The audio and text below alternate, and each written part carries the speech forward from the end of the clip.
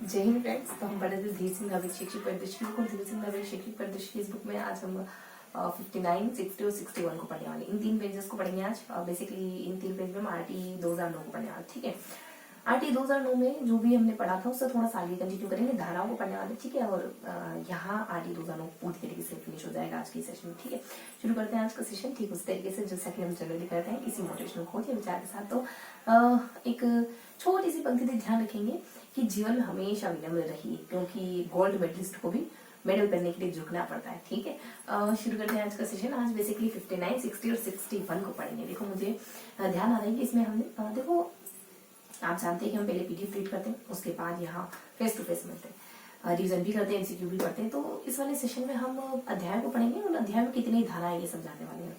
Totally आज RT 2009 पूरी तरीके से फिनिश हो जाएगा। ठीक है, तो तीन पेज हमने पढ़े हैं। 61 में मुझे हल्का हल्का ध्यान आ रहा है कि हमने कुछ 3 लेसन को पढ़ा है ना, 5, 6 और 7, और थोड़ा सा कुछ अदर इन्फॉर्मेशन भी लिखी है हमने।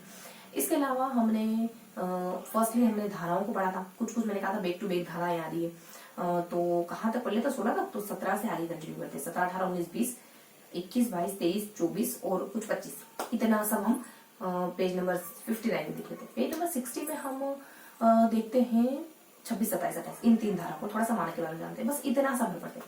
एक इंट्रोडक्शन बना, माइंड में खाका बनाओ कि जो फर्स्ट पेज है उसमें हम कंटिन्यूअस धाराएं देखेंगे, है ना, लेफ्ट राइट दोनों तरफ कंटिन्यूअस धाराओं को देखेंगे।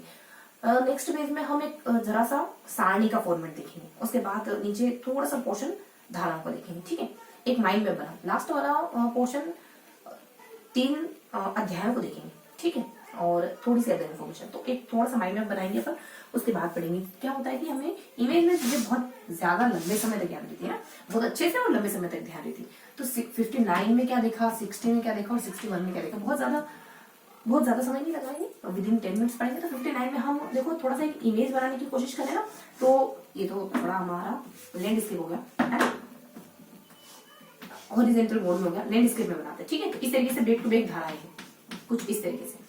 यहाँ हम देखें ना तो कुछ एक हल्का सा सारणी का फॉर्मेट ध्यान को, फिर कुछ 3 एक धारा है, ऐसा कुछ ध्यान को। ठीक है, और यहाँ 3 एक पॉइंट है, बस माइंड में थोड़ा सा एक इमेज क्रिएट करो। लास्ट वाले पेज में हम कुछ बॉक्स देखते हैं, ऐसे ध्यान रखें। 3 बॉक्स देखते हैं, फर्स्ट, सेकेंड और थर्ड, है ना। थर्ड वाले बॉक्स का कुछ पार्ट यहाँ पे भी आता है, देन यहाँ पे कुछ हल्का सा ये माइंड में ध्यान रखो। ठीक है, तो यहाँ बैक टू बैक धाराएं देखते हो तो 17 है, 18 है, 19 है, 20 है ना, 21 हो जाता है, 22 वगैरह।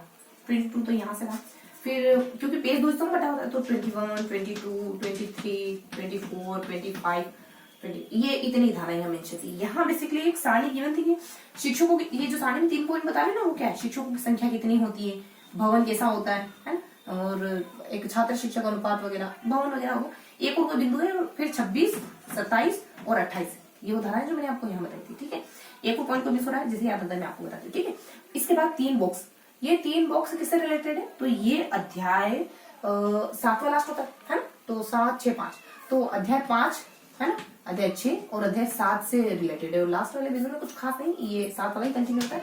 लास्ट वाले में बस एक दो फैक्ट आएंगे कि 2 फैक्ट है, कुछ 2 फैक्ट करके ध्यान रखोगे ना। ये दोनों फैक्ट एक तो यूं है कि 2019 में कहा था बच्चों को फेल कर सकते हैं, 2020 में कहा कि आपको 6ठी कक्षा में प्रमोट करना होगा, है ना। अगर 5वीं में बच्चा फेल होता है तब भी आपको एक सप्लीमेंट्री एग्जाम लेने के बाद में बच्चा फेल होता है तब भी आपको उसको नेक्स्ट क्लास में प्रमोट करना ही होगा। ठीक है, थोड़ा सा इसको नजदीक से देख लेते हैं। देखो धारा 17 बात करती है कि आपको बच्चे को ना तो शारीरिक दंड देना ना मानसिक दंड देना। 18, 19, 20 बात करती है 1 सेकंड। ठीक है, तो धारा 18, 19 बात करती है मानक से संबंधित, है ना।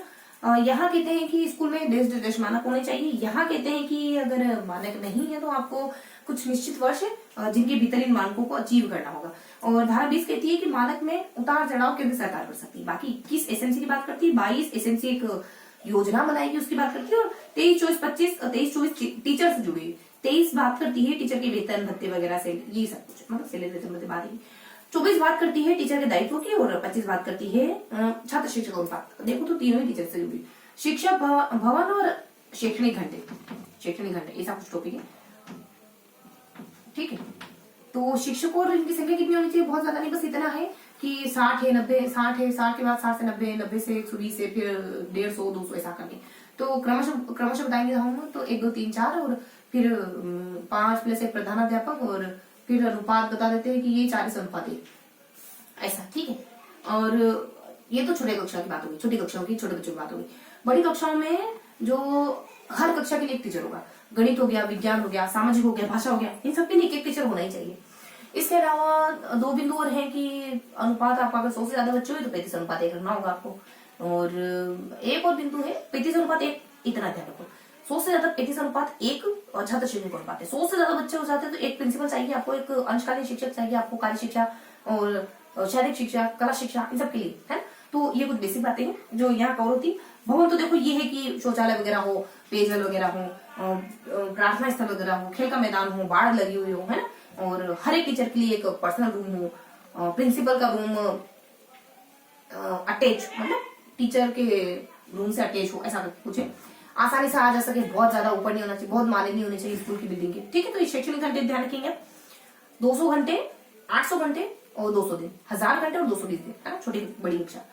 26, 27, 28 10% से ज्यादा कोई अतिरिक्त नहीं होनी चाहिए। 27 बात करती है कि टीचर सिर्फ 3 काम कर सकते हैं, जनगणना है, आपदा है, और कुछ जनगणना है, आपदा और आम चुनाव, ठीक है। 28 कहती बच्चे क्या टीचर की, टीचर द्वारा कहती कि टीचर को ट्यूशन वर्जित बना है ना, गवर्नमेंट टीचर को। यहाँ 5 से 7 लेसन है ना, उनमें कुछ जानकारी गिवन है, 29 और 30, यहाँ 2 धारा है, थोड़ा सा मैं धारा मेंशन करती हूँ, यहाँ 2 धारा है, ठीक है।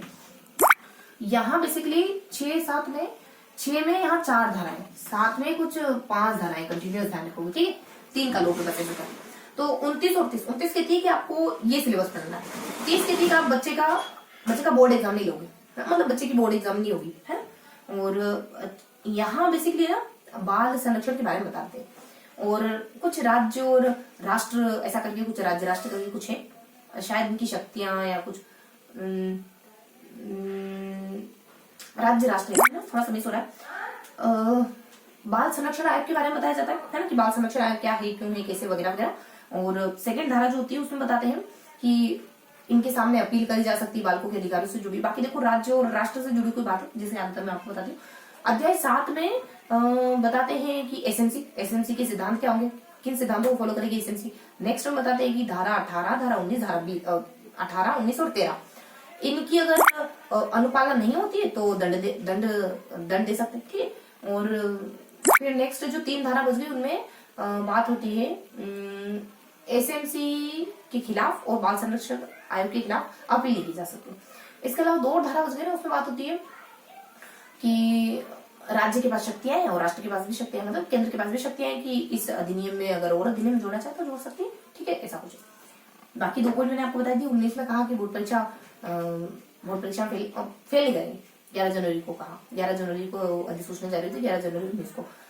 वहीं 2020 डेट एग्जैक्ट शायद सितंबर कि आप अगर बच्चा पास नहीं हो पाता है ना 2 महीने बाद, अगर क्या कहते हैं उसको, सप्लीमेंट्री आई, उसने एग्जाम दिया फिर भी बच्चा पास नहीं हो ना, तो भी आपको बच्चे को छठी कक्षा में बिठाना होगा, है ना, एक्स्ट्रा क्लासेस वगैरह लगा के उसको ठीक बेहतर बनाना होगा, ठीक। तो ये आज का सेशन जिसमें हमने कुछ बहुत ही सामान्य से बिंदुओं को डिस्कस करा है ना। ये धारा आप समझ गए, धारा देखो मैंने यहाँ 28 से तो बैक टू बैक, है ना, 28 यहाँ 2 है तो 29, 30, 31, 34, फिर 35 से लगाओ जो 29 तक, है ना, और ये बेसिक बात, ठीक है। तो ये था आज का सेशन, और एक बार पीडीएफ रीड करेंगे तो चीजें बहुत अच्छे तरीके से आ जाएगी। यहाँ अपन सिर्फ एक माइंड में बनाने की कोशिश करते हैं, एक रोड मैप बनाने की कोशिश करते हैं। आप पढ़ेंगे ना तो चीजें बहुत बढ़िया तरीके से आ जाएगी। कहने का मतलब बस इतना। लास्ट में जाते जाते, अरे हाँ, मुझे आपसे एमसीक्यू भी डिस्कस करने थे, मैं भी आज तो टाइम हो गया होगा, फिर कभी डिस्कस करेंगे अपन नेक्स्ट सेशन में। तो ये था आज का सेशन, मिलते हैं इसी किसी अगले सेशन में। तब तक के लिए हंसते मुस्कुराते रहिए, दिल से पढ़ाई करते रहिए। ओके, जय हिंद।